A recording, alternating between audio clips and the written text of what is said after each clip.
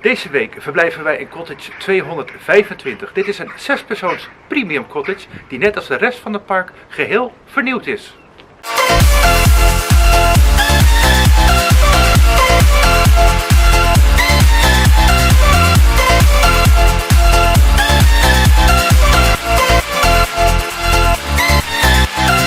Zandstraat TV!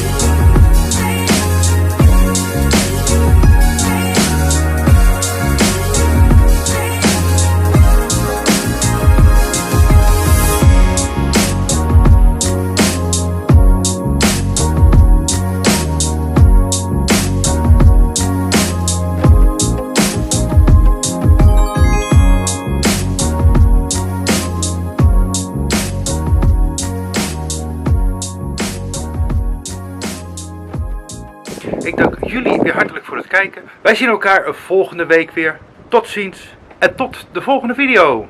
Deze video werd mede mogelijk gemaakt door Centerparks Informatie. De Centerparks fansite van nu. Hey, jij daar.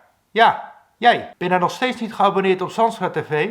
Druk snel op de knop hieronder mij en ik zal het voor deze keer door de vingers zien.